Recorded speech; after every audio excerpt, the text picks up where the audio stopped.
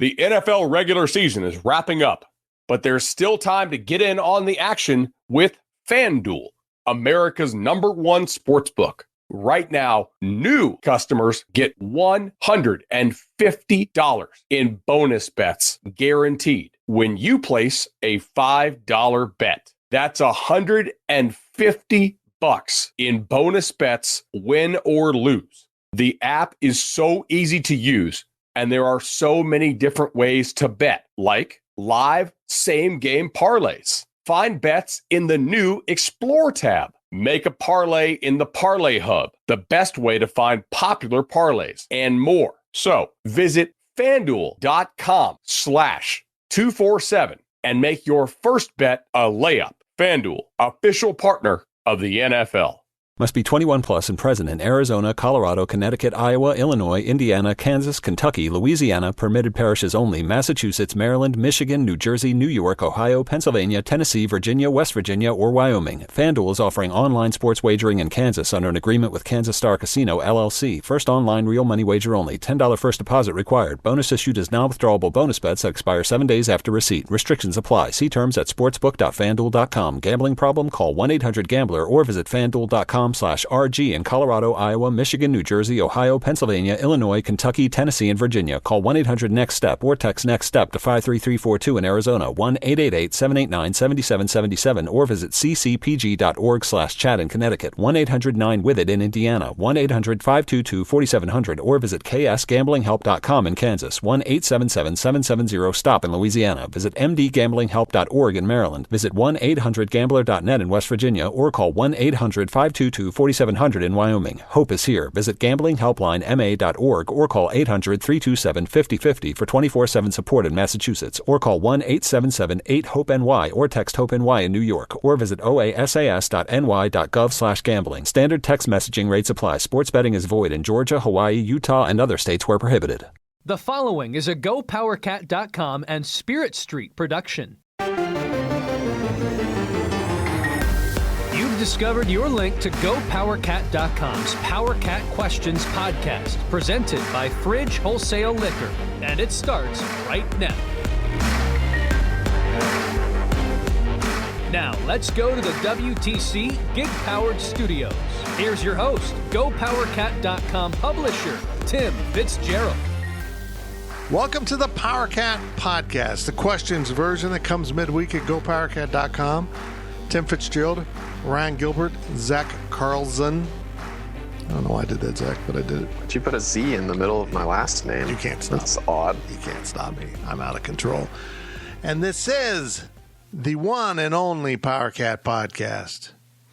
Big decisions have been made about the podcast for this fall. No more overtime, at least for the fall. And in fact, we're not doing one this week just because. Well, because I'm going to try to sneak out of town for a few days, and doing an overtime really doesn't fit my agenda. Me, Tim Fitzgerald. We're sponsored by The Fridge. My agenda is to stop in the fridge and pick up some fun libations to smuggle across the border to Colorado. They have libations there too, but there's a certain crappy beer that is used to make Nancy's at a certain establishment or two in Aggieville that for some reason is not available in Colorado. I'll be smuggled. What? Yeah. Old Milwaukee. They don't have pineapple juice in Colorado? No, it's infused with something else. Yeah, I'm going to smuggle some Old Milwaukee across the border. I'm going to kind of be like the original NASCAR guys, which were, the bootleggers. They soup up their cars and drive real fast, carrying the bootleg alcohol. That's what I'm going to be doing. I'm going to speed across the border. The Fitzes of Riley County. It's like the Dukes of Hazzard. Went too far, didn't I? Get into the fridge whenever you're in Manhattan. I hope some of you are coming to town for the first game. It is 9-10 days away, depending on when you're listening to this. It's going to be great. It's going to be great. Come to town. Hey, there was a great suggestion to have a Zoom tailgate, Zach. I saw that. I think Yeah, I saw that too. I think I'm going to do that. I think it's a good idea. I'm fired up. By the way, everyone, Gills is in a studio up on campus today, and he sounds fantastic. Speak, Gills. Hello. Look at that. Well, not look at that. Hear that. He sounds so much better. And he's just on you're just on your little phone microphone, right? Mm-hmm. Yes, sir. Man, his little headphones. He's not even on the cool AirPods. He didn't have those. He's from an impoverished background. Hey, I have the AirPods. So he can't afford all the cool stuff that the rest of us have. In fact, he's got an iPhone 2. Wow. It's the size of a small suitcase. It's a little secret about Gills. Yeah, it's like a flip phone. It's actually an iPhone flip phone. Didn't know that existed, but they did. Hey, our segment sponsors are Tanner's and the High-Low. If you come to town, I wonder if people are going to come to town that aren't going to the game, but just come to town to watch the game in a place like Tanner's. I don't know. And do you go to, since you can't tailgate, do you tailgate in Aggieville and then just head to the game? That's a pretty good plan. Tailgate before the game at Tanner's or the High-Low. There you go. Your questions from Wabash Station. Like I said, we're sponsored by The Fridge. And here's the MC of this quaint little affair, Ryan Gills Gilbert. First question of the podcast from WCAT. What are your thoughts on the OU game? When the schedule was announced, there was some grumbling about opening in Norman. But isn't it better to play them early instead of later, since they have a quarterback that is a talent but has never started a game in the Big 12, and they have lost their top 2 running backs? I'm all in for it being the first game. How about you, Zach? I love it. I agree. You have Spencer Rattler, who just named the starter. I mean, it was assumed that he would be the starter, but it's going to be his second career game, first career conference game. K-State's defense isn't inexperienced. Yes, it's in Norman, but it's going to be a 3/4 empty stadium. I mean, it's going to be weird. And why not get this game out of the way early? You know, to make a bad pun, rattle him early, you know, just No. you know, Boo. I liked it. I think that having this game in Norman at this time is probably the best possible outcome. You know, inexperienced quarterback. Yes, he might be a 5-star, but yeah, I think K-State's defense, I like the matchup. I know we're still a few weeks out. We've still got an Arkansas State game that K-State has to handle business in the first place. Oh my.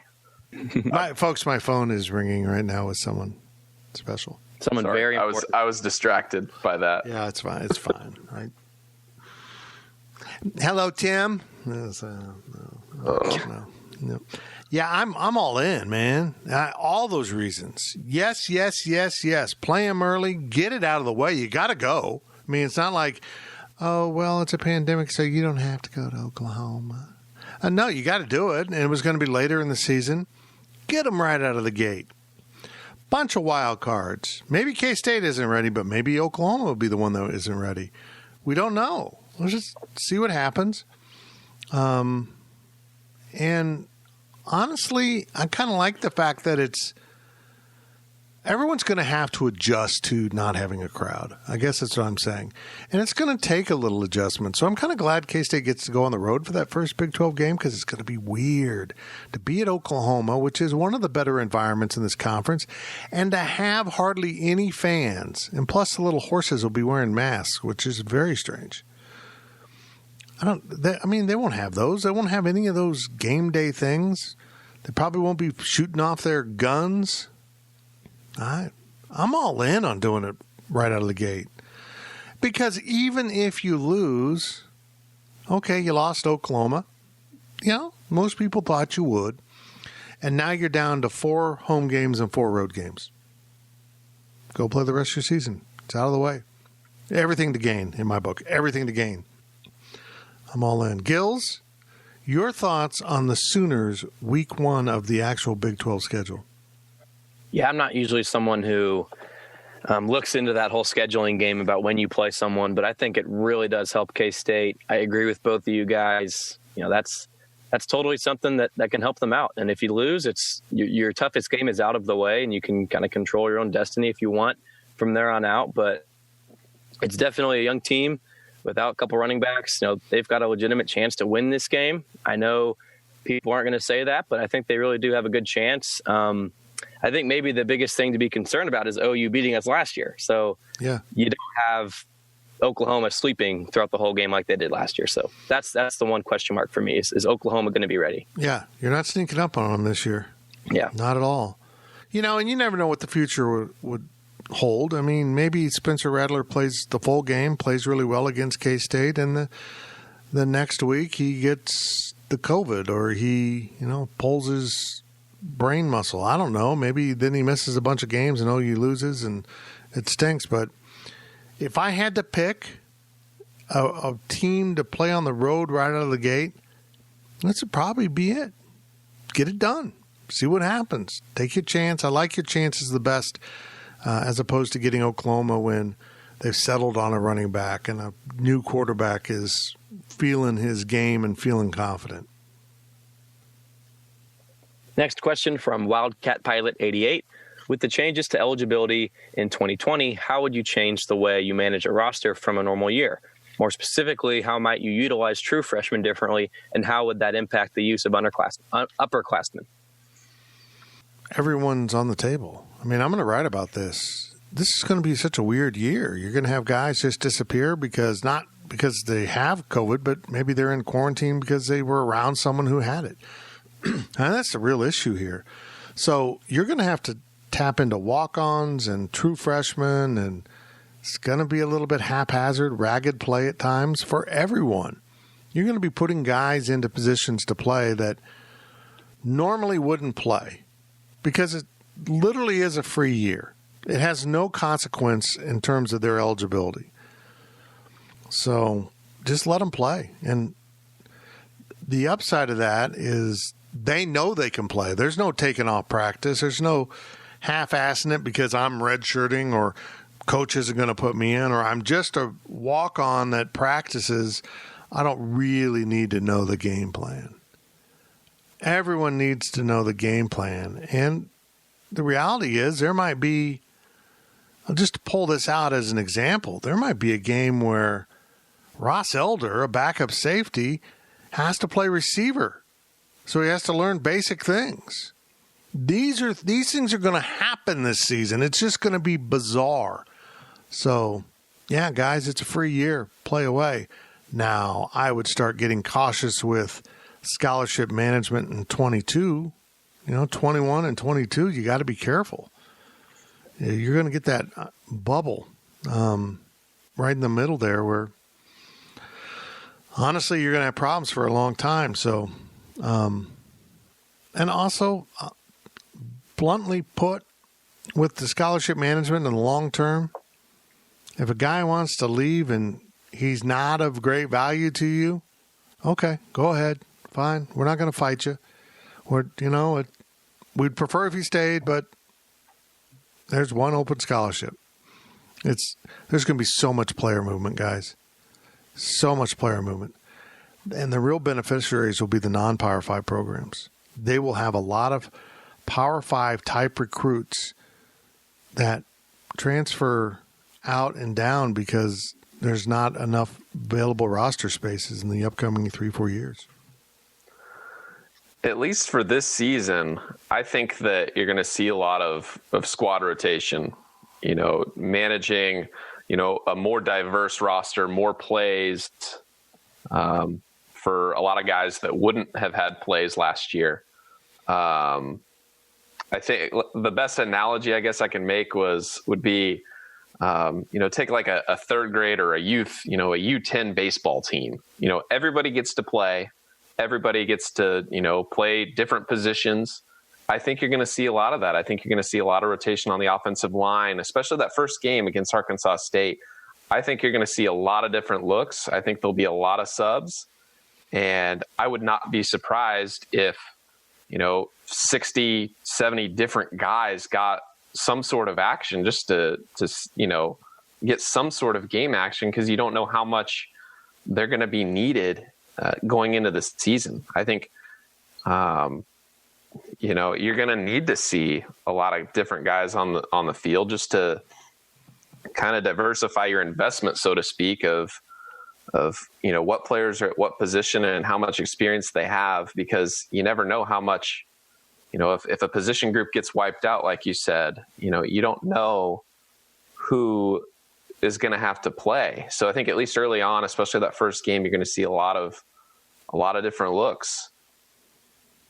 Well, if that's the case, Zach, then it doesn't matter if we win. It's just about having fun, right? That was not the point there. Not the point. You're still going to try to win. You're not going out to have fun, but from an analogy standpoint, look, you're going to see a lot of different guys play. I'm not going to say everybody's on the team is going to play. Not all 125 guys are going to play that first weekend, but I wouldn't be surprised to see more than half of them play. And Chris Kleiman's son will be the shortstop. That's how it works. No, starting pitcher. Starting pitcher. Are you sure it's a shortstop? But I don't know. I mean, well, he'll be the quarterback. Since this is football, the coach's son's going to be the quarterback. I'm not the one who brought up youth baseball. Yeah, you can't change your metaphors in the middle. I'm sorry.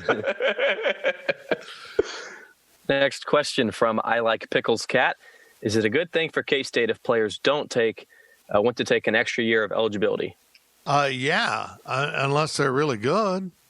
Unless, as I pointed out in a daily delivery, like a Jerron McPherson, yeah, it'd be great if he came back. I mean, someone who really hasn't had enough playing time. I mean, I'd love it if the linebackers came back. I'd love it if really good players came back. But, if you're a scholarship guy that really doesn't play and you come back for a sixth season hoping you get to play, man, you're kind of clogging up the pipe here. And the thing about it is those type of players with this year, this is really interesting. The NCAA is probably going to really address the grad transfer rule, because think of the number of grad transfers that'll be eligible, that'll be available. I mean, they're going to school right now. They're just not burning athletic eligibility. So you're going to have a lot of guys with 2 years of eligibility left on the back. If they play their card for the extra year, that are grad transfers. It's going to really get interesting. And depending on who those people are, you'll be like, okay, buddy, see you later. I mean, honestly, you need to bring in you can't have thin classes for a number of years, because the 2020 and 2021 freshman classes are kind of merged together in eligibility. I mean, so then you take 15. I mean, it's, yeah, if guys want to move on, then you end up with 20 in your recruiting class. Yeah, I think it would be a good thing for K-State if they didn't want to take their extra year of eligibility. Granted, these players are leaving, and whoever's coming in is going to, get good experience and perhaps even be better next year than the player they're replacing. I think that's good. If it's like you said, Jerron McPherson, if he wants to come back, well, yeah, that's going to help K-State. So I think, it's probably going to be a mixed bag of, you'll probably want half your guys to stay and half your guys to leave. Just one of the reasons for, having experience on the roster, the other to promote that healthy roster turnover and, get your scholarship count into a reasonable number for the next 5 years. Hopefully this bubble, slowly flattens out, by the time these class of 2020 and 2021 kids, once, their eligibility is coming to an end after 4 or 5 years, I think, hopefully by the end of their careers, everything will be back to normal, so to speak. I know we've talked about it before, but, if you're Skylar Thompson, for example, you've got Howard and Rubley, right behind you. That's the future of Wildcat football for a few years. So do you want to, if you do decide to stay, you got to realize that you're going to halt their growth as a player. So I'm not telling Skylar to leave, but I'm just saying if you do that, then you are clogging it up for, at least a couple of years. So it's definitely a dilemma. Next question from K-Ned. All schools were at 25% capacity attendance. Iowa State just went 25K or 40%. Are we surprised? Did they come back and say 25% or 25K? 25,000. They're at roughly 40% of capacity. I think this is crazy because I saw a story the other day. Ames, Iowa, per capita is having the largest current breakout of new cases in the last 2 weeks. Ames, Iowa is the center point of America for new COVID cases. And Iowa State is the one school in the Big 12 that is saying, let's have the most fans of anyone. And then their AD goes on to say, if you guys don't follow social distancing or whatever, and, don't wear your mask or whatever, we'll go down to 0 for the next week. And maybe this is just saying, hey, we're going to lose this first battle. We're already having a giant breakout. We're going to have to be at 0 for the next game or whatever. Maybe it's just a way of saying, hey, you guys weren't good enough. Look at how bad we are. But at least you got to watch one game. Maybe that's the play. I think it's dumb if that is the play. But I think it's wild that they're going to try having as many people in the stadium, just considering their environment. I mean, KU's gone down to 0 fans for their home opener, their season opener. They went up to that. They were going to actually have negative fans, and then they increased attendance to 0. I'm all in on them doing this. Here's why. Not that I'm in favor of it, but let's see what the hell happens. If they want to do a little experiment on themselves, let's see. Maybe they'll have 25,000 fans. They have COVID all over town, and we won't trace a bunch of COVID to the stands. Now, I bet you there will be cases, but who knows? Let's just let it go and see what happens. And if they want to gamble with their own well-being, that's fine. You wouldn't catch me in that situation, but of course, I have other health issues, so that's different. But I got to just say, if you're an Iowa State fan with some underlying health issues, even if it's obesity and you're in your 50s, going to that game just seems foolhardy. It's a football game that's going to be on TV. Let's see what happens. I've been told a lot of things would end up with, massive amounts of cases, and that really hasn't always been what occurred. So what if Iowa State has 25,000 fans at their game, and 2 weeks later, when we're at the second Saturday of Big 12 football, we realize there was no major outbreak from those 25,000 fans?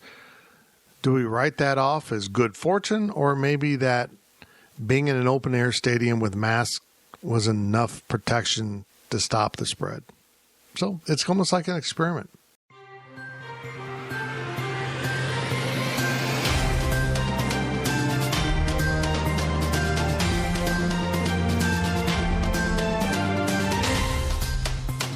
We interrupt today's podcast with this breaking news. Iowa State, clearly in response to us making fun of them for having so many fans in the stands for week 1, has now decided to not have any fans. 0 fans at the Cyclones opener. Went from 25,000 to 0. It kind of sums up Iowa State football. Back to the podcast. Another argument, though, is I think Iowa State's, they're playing with fire here on the future of their own football team's future. Yeah. I mean, if the community is having a large outbreak, that puts Iowa State football players at the highest chance in the conference of having an outbreak. Yes, I know that everyone's going to be tested, but how much are other Big 12 teams going to want to play Iowa State if it does get out of control? Iowa State might just be quote or just de facto just kicked out of the conference for this season if they've got such a big outbreak that they can't play football games. Yeah. I mean, here's a question. Yes, I know it's not going to last forever, but it is kind of something to think about, I think. What about places like Stillwater, where the front rows of the stadium are right on top of the bench? Surely those are going to be vacant. I mean, you have fans within 6 feet of players. I haven't seen pictures of the bench areas at Stillwater, but they did Oklahoma State's version of the cat cushion. I don't know what they call it there, but those, the bleacher cushion covers, they put them in groups of 4 and they spread them out. And I thought it was really good, really smart. I hope K-State does that. I don't know if there's a question in this podcast. There was a question that I was going to mention this. It might have been in the overtime, but I think Oklahoma State did an excellent job of, marking, hey, here's where you can sit. I think K-State should follow suit if they haven't. But that's kind of brilliant. Putting the cat cushions out, it marks where you can be and where you can't. And there were groups of four seats. They did 25%. I think it looked pretty good, I thought. I'm with you, Fitz. I mean, go for it. If it doesn't work out, it doesn't work out. But you got to at least try to do something, because if it does work out and there is no sort of tracing, then that's going to lead not only Iowa State to continue to do that, but every school around the Big 12. It makes the Big 10 look even worse. So it's always a positive. So I think you just got to go for it. If it doesn't work out, it doesn't work out, but we'll see. And let me explain the nuance in case you're missing it. I'm a mask guy. I think if you're going to a grocery store, you're going to be around some people that you don't know their history or what they're going through or what their needs are. We should all just be trying to help each other out with a mask. And masks will be required in a football stadium, but this is literally a controlled environment in which you voluntarily go into it. It's not like there's going to be someone just hanging out at the stadium and they get exposed. But, I didn't know the rules. If you're in that stadium, you know what's going on. So let's just see what happens. I don't know. Maybe we'll find out that Ames, Iowa is the epicenter of herd immunity, and they saved the world. And then the Cyclones go 7-4. 6-4. Oh, that's right. I'm sorry. I gave them too many wins. 6-4, and talk about bowl game. How good their coach is. Next question from KNet. As we mentioned here, KU announced no fans in attendance. Does this mean Coastal Carolina can hold the rivalry game Pinata Trophy ceremony on the field this year? Oh, my God. I forgot about that. That's beautiful. That's beautiful. What's most beautiful is they're acting like it's a rivalry game. It's a payback game. Good Lord, you're a Big 12 institution. You lost to Coastal Carolina. Oh, man. It's a sad position. I kind of like that they scheduled, but what if they lose again? Whoa. Wouldn't that just completely decimate that program, basically? Like, we lost to them again. We were telling you we're making progress. And then they won't have any problems not having fans in the stands the rest of the season. Was this game supposed to be in Coastal Carolina this year? Was it? I think so. Maybe, yeah. I thought there was supposed to be a road game because KU went to Boston College last year. They played Coastal at home. I could have sworn this game was meant to be at Coastal Carolina. I thought there was a return game there. I have to admit, I haven't done my full research on University of Kansas football. I just don't care. But, yeah, I think you're right. I think it was. So they paid him to come back in. Oh, well. I think Coastal Carolina's like, we'll play you anywhere. You play you on the coast or in Kansas or Africa. I like it. Last question of the first half from KNed. Is KU's no attendance announcement signaling the Big Ten that they should switch places with Nebraska? I just think it's like, why do we want to bother with all the COVID protocols when people don't really want to be here? Let's just let them off the hook and not be annoyed by it, see how it goes. I don't know. I thought it was interesting. No fans. I mean, is it really no fans, guys? Is it really? If a big donor says, hey, Jeff Long, I want to use my suite for Coastal Carolina. You think Jeff Long is going to say, nah, you can't. Well, I'm going to give you $1 million for that new football thingy-majigger. Nah, you can't. I don't know. I think it's weird. I think there's probably some underlying reasons here that they're not stating, but that's fine. They have their own battles to fight. I've been getting annoyed on Twitter with people saying, oh, KU's attendance was up last year and they even sold out a game versus K-State. Like, I try to remain neutral and not bash on KU, but that's just clownish thing to say right there. I mean, literally, what percentage of that stadium was purple? Over half, at least. And was it really full? No. It was pretty full. I think it was pretty full. It wasn't full. Yeah, they've gotten into this. It's full of purple. Sure. Selling phony tickets, or they've always been. I mean, Kansas did the same. K-State did the same with Bramlage Coliseum for years. We had 12,000 attendance, and half of it's empty. That's the way they've gotten. I swear, they just ignore all the technology and all the ticket counters and all the scan information, and some associate AD looks around the stadium and goes, "Looks like 75,000 to me." I think that's how they do their attendance. That's it for the first half of the PowerCat podcast. Zoom is not ideal for podcasting, but it's good that I can see these guys, except Zach is in the shadows. Zach always backlights himself. Oh, do you want me to switch this? No, you're fine, brother. You're fine. You can do whatever works best for you. Oh, my God, that's bright. Oh, boy. Yeah, look at that. Am I better? Oh, that is better. Oh, hold on. Here we go, folks. He's flipping the blinds so there's slats up instead of slats. Slats up. Oh, better? Oh, that's a little bit better. A little better. What an ending to the first half. A dramatic ending to the first half of this week's Questions podcast. Whew. Glad we get to take a break and gather ourselves. Stay locked in. The PowerCat podcast will be right back. Selling a little or a lot?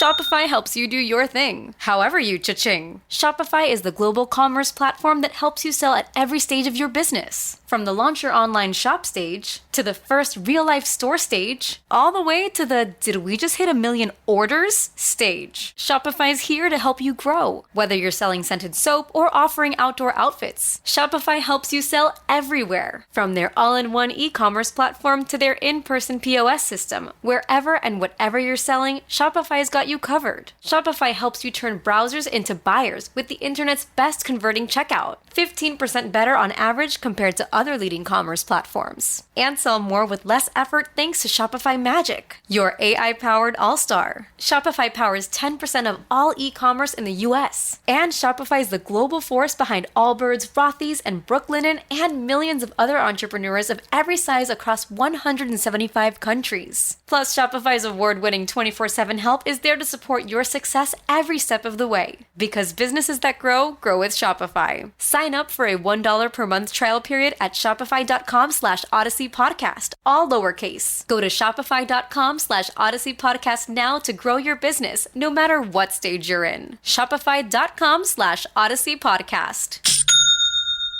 My days working, taking care of my little ones can be a lot. I checked out care.com and it was so easy for me to find local, experienced, and background check sitters. Finding our babysitter was way more affordable than I thought. Care.com makes it super easy. Search for qualified candidates. You can view their profiles, read reviews and ratings, check their availability, send messages directly, get the help that you need. Care.com should be every person's go-to. We now send it back to Fitz in the WTC gig-powered studios. Welcome back to the PowerCat Questions podcast, the one and only. Hope everyone's doing well. Hope everyone's looking forward to football season. I hope we get to have a full season. It's going to be a weird season, I know that. Well, it's going to be really weird for me because I will never be in a stadium this year. Odd. Zach Carlson will be there. So here's our plan, and sports information, folks, if you're listening. Please turn this off. So all media is limited to the press box. You can't go like out into the stands, and you can't go shoot from an. It's weird. If we wanted to go shoot from the stands but be 100 feet from anyone else, we can't do that. And that's cool. So here's my plan. We are going to get a bungee cord system and hang Zach out of the press box and dangle him down with his camera. So it's going to be like a giant bouncy seat like kids have in the doorway, and Zach's just going to be there suspended in air shooting the game. It's going to be fantastic. It's going to be a whole new, that's the cutting edge crap you get from us. Suspension Zach video. In fact, that's trademarked, by the way, Suspension Zach video. I feel like I need to take out an insurance policy. Oh, I've already taken one on you. So, Fitz, how did you get independently wealthy? Well, let me tell you about an employee I once had named Zach.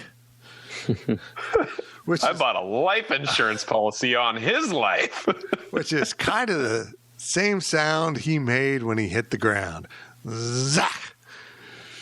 It's a question from Wabash Station. We're sponsored by The Fridge. Thank you to Tanner's and High-Low for being our segment sponsors. I used to say one and then the other, and now I'm just sharing the segments.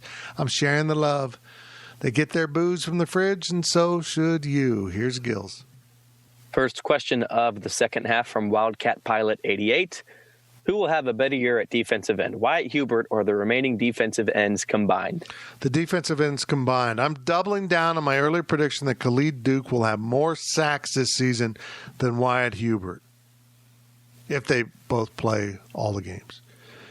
Khalid Duke's going to be a stud because everyone's going to block Wyatt Hubert. Everyone. I mean, I kind of agree with you, Fitz. As much as I want to say Wyatt, I mean, Khalid Duke is still a really good number 2 defensive end. Plus, whoever else comes in to replace, one of those two, on a rotation or, a different look. Yeah, I think that the rest of the defensive ends combined are going to end up being better than Wyatt Hubert. I'm with you guys. Yeah. See, that's it, Zach. Gills dropped in. It was kind of his way of saying, I greatly admire you two because your opinions are quality. That's what I just heard. Most of the time. That's what I heard right there. Yeah. That's what I heard too. Great. What I said. Next question from No Talent. Yeah, as clown. Bleep clown. As clown, okay. As was Z's. He wanted to use the S's, and I said, no, we probably need to go with the Z's. And then I approved the name John Queefald on the site. So what do I know? John Queefald, you got to ask a question on here. Come on, man.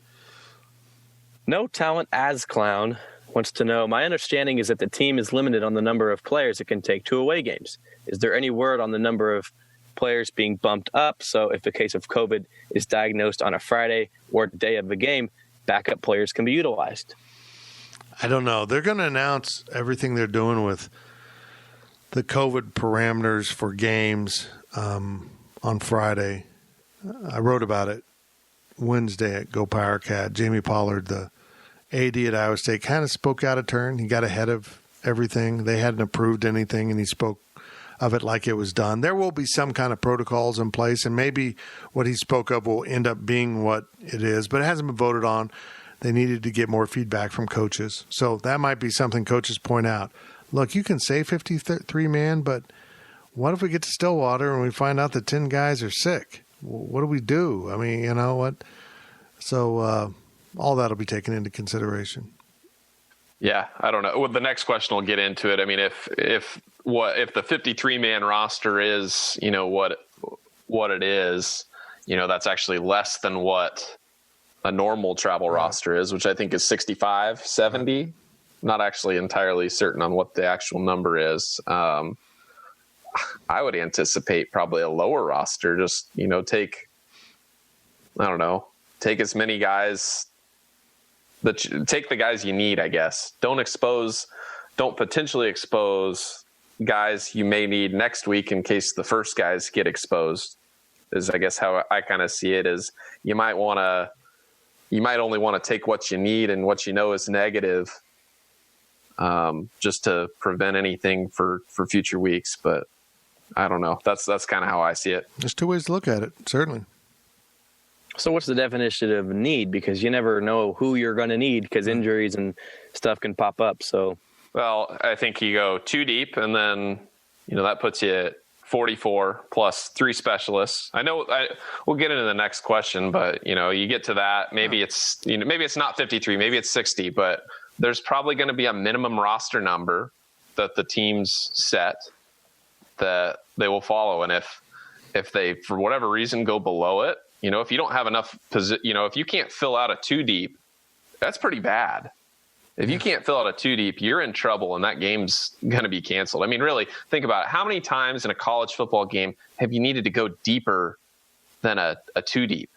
Next question from PowerCat Ryan. How would you make your 53-man roster? I don't need names, but numbers at each position. Don't forget a long snapper or other special team specialists. Yeah, Don, stop and think about this. Zach was just mentioning this.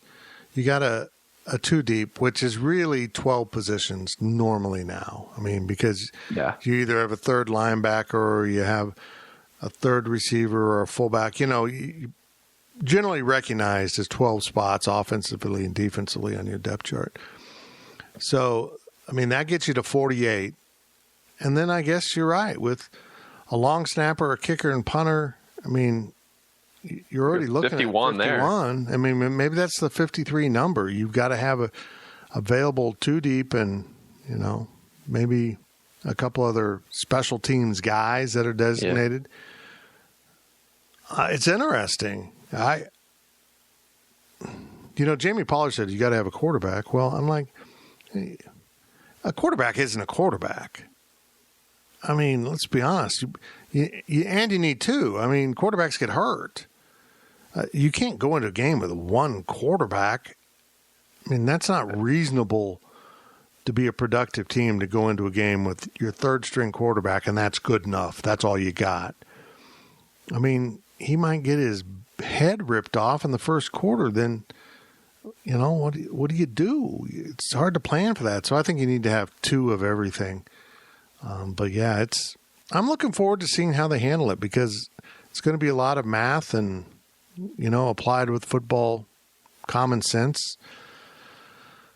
53 for a college team is awful low because of special teams. It just is. Yeah, I mean, usually your special teams are, at least 5 or 6 guys per unit that might be unique to that unit. And that's how you get playing time as a young player. It's different than the league, than pro. So it's going to fascinate me to see how they sort this out. Yeah, it might be tough to get to an actual 53 roster, but I mean, if you really wanted to cut it down, do you need 5 extra offensive linemen? You need a center, you need a guard, you need a tackle. You could probably get away with 3 or 4 there. I'd probably say, just follow the NFL rules, at least on quarterbacks. You have a starter and a backup, and then you have an emergency quarterback that can only play if the first 2 get injured. Maybe that's a way of protecting, at least one position there. But even at that point, are you just going to throw in a wide receiver that played quarterback in high school? There's different ways to get, a healthy roster without using too many guys, I guess. So I don't, there's different ways to do the math, but I think that a 2 deep plus 3 specialists, maybe a 4th specialist, a couple kick returners or, people special. Maybe it's 55 or 58 players, 60 players. But, there's really how many different players are actually playing in a game or that you can get away with. Next question from D. Bremer 73. With multiple members of the team testing positive, can we get this under control before our first game? And I'll butt in here. I think there's no way. There's going to be positive tests, I think, all throughout the season. Like K-State right now, there's a big spike. There's a lot of rumors that classes will be going online here within a matter of days. So we'll see what happens, but I don't think that, quote-unquote, getting under control is really going to happen. I guess what is under control? How do you define it? Yeah. Under control 0 cases is under control 5 cases. What constitutes an outbreak? What doesn't? What's just an isolated case? Yeah. I mean, if you can't get reinfected, like experts have said, obviously science evolves and, things can change. But if everyone that tested positive over the summer is good for the foreseeable future, and if these guys keep testing positive, theoretically, once they recover, they shouldn't get it again. I guess that's another way to look at it is under control. Once enough guys are immune, are we good to go? Who's to say? Well, here's the challenge, guys. It's not really about we have 7 guys that are known infections. Who do they live with? Because the quarantine rules extend out. And if you're living with someone who gets infected, you're screwed.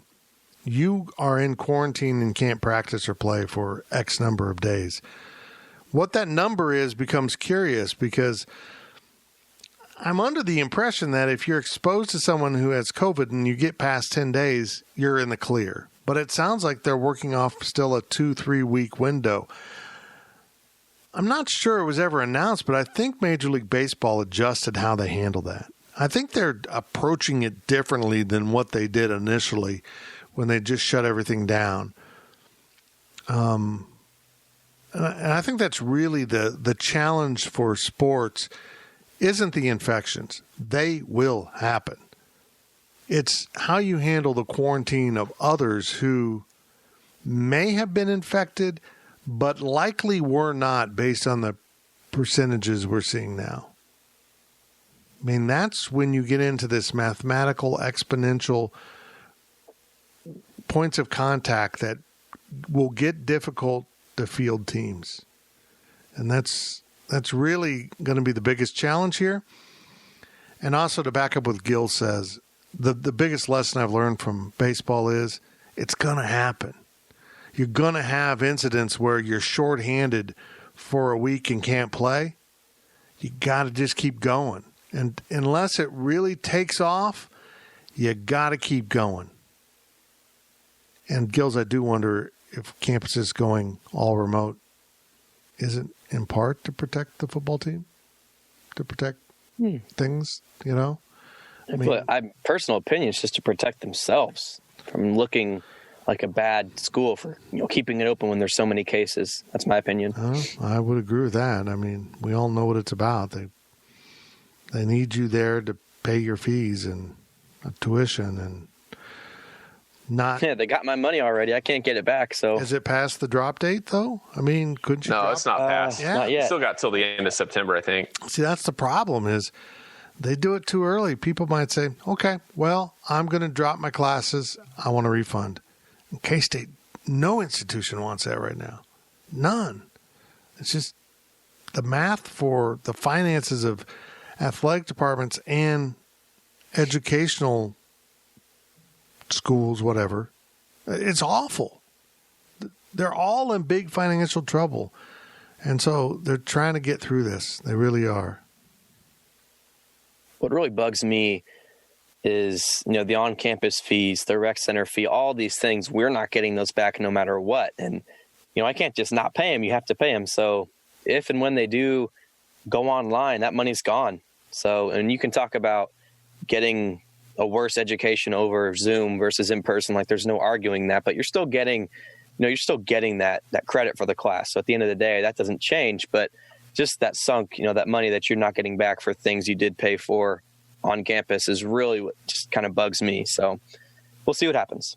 The one argument for, I guess, the university here and something smart they've done, which looks smart now, it's never been smart, but the fact that they charge more for online only classes in the first place makes them look brilliant right now. Because you can't say you're getting a less education as online only when the online only costs more than going in person.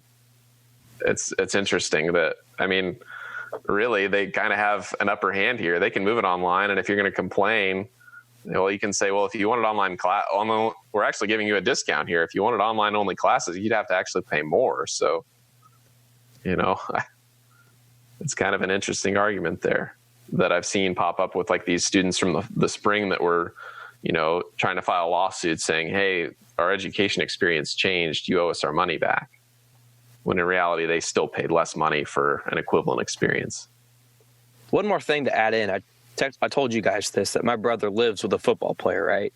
And my brother lives his life, and obviously I won't name names, but the football player has not been the most responsible, let's put it that way. So, some of these football players really do care, but there's a lot of them that are not doing what they're supposed to be doing. So that's the biggest issue that I don't think a lot of people realize. I mean, even if they are following all the protocols, I have classes with some football players, they're going to be exposed in the classroom. So the biggest issue is really these players just being smart. Even if things do go online, they're still going to have that freedom to live their life however they want to do. So I know a number of those positive cases came from some not great decisions. So, which we all did when we were that age. But,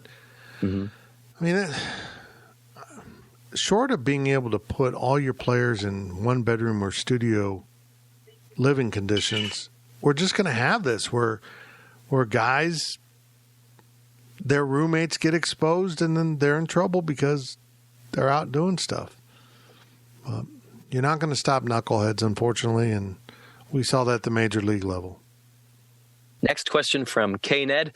With 9:00 p.m. starts confirmed, is that even more incentive to win? I somehow totally missed that the KU Coastal game was at 9 p.m. when I looked at the schedule. I think this is going to be a rarity, and it was done with the approval of the participants. I mean, I guess if you want to play a 9 p.m. game, they'll let you fill that slot, but they want those late games. They get TV ratings. Not having the West Coast teams is really going to impact that. So, yeah, if you're willing to do it, then you'll get that game. But, boy, that's a lot to ask. That's tough on everyone. It really is. Yeah, it's tough. I think 8:30 is probably about as late as you can go. Then again, I think about the East Coast. There's some game times. When you have an 8:00 Central tip-off for Big Monday in the Big 12. 8 p.m. Central is when those games tip off. If you're playing at West Virginia, that's a 9:00 Eastern game. If you're tipping it at 8 p.m. Central, I think this reluctance, I guess, for late kicks and late tip-offs, I think it just comes from being in the Central Time Zone. On maybe not so much on the West Coast. It affects us on the east side of the country and in the Central, but on the East Coast, they're going after midnight a lot of times, games there. And while it's still early out west, it's still pretty late there. So I think, as long as these TV windows are available and the networks want and need to fill them, I think that you could potentially see some Big 12 after dark. I mean, what would you rather have? Would you rather have an 11 a.m. game on ESPN Plus, or would you rather play on ESPN at 9:00 and roll straight into SportsCenter at midnight?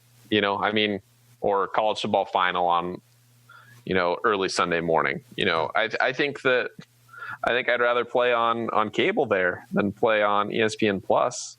If we're being honest, it's just easier to flip around games at that point. To connect this to the thread you had about Big 12 expansion on Wabash, which was really interesting, I'm in favor of adding Western.